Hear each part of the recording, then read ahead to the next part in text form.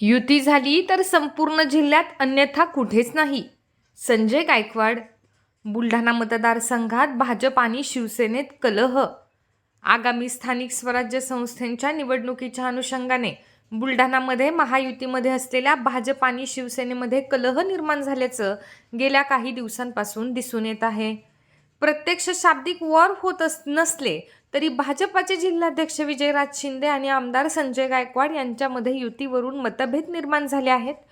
भाजपातील काही पदाधिकाऱ्यांना शिवसेना भाजपा युती व्हावी असं मनापासून वाटतं, मात्र काही उपरे हे होऊ नये याचा प्रयत्न करीत आहेत.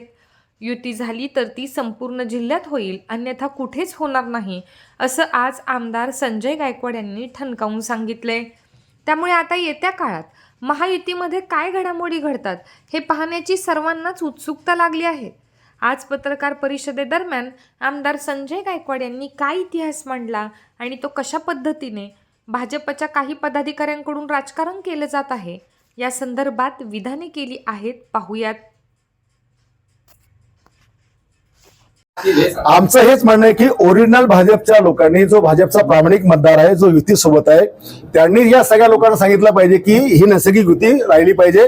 आणि ह्या बुलढाण्यासारख्या आज जे शहर आपलं बदललं, या शहराचं जर वाटोळ उद्याचं नसेल तर शिवसेना भाजप युतीचा या ठिकाणी नगराध्यक्ष झाला पाहिजे.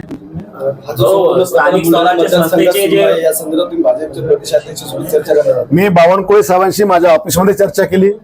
मी देवेंद्रजींशी पण फोनवर दोनदा बोललो. देवेंद्रची आणि आमची बैठक पण होणार आहे. श्वेताताई महालेंशी पण आमची चर्चा झाली. जेवढे आणि आपले काय नाव प्रदेश अध्यक्ष आपले रवी चव्हाण साहेब, त्यांच्याशी पण मी या विषयावर चर्चा केलेली आहे. युती करता शिवसेना भाजपची युती आहे, नैसर्गिक युती आहे. सन्माननीय बाळासाहेब ठाकरे, सन्माननीय प्रमोदजींनी, अटलजींनी केलेली युती आहे आणि ती कायम राहिली पाहिजे ही आमची भावना आहे आणि त्याप्रमाणे आम्ही पावलं टाकणार आहोत. परंतु जर आमच्याकडनं पाऊल टाकल्यानंतरही जर सगळ्यात प्रसाद नाही मिळाला तर शेवटी मग आम्हाला नाही इलाज आहे.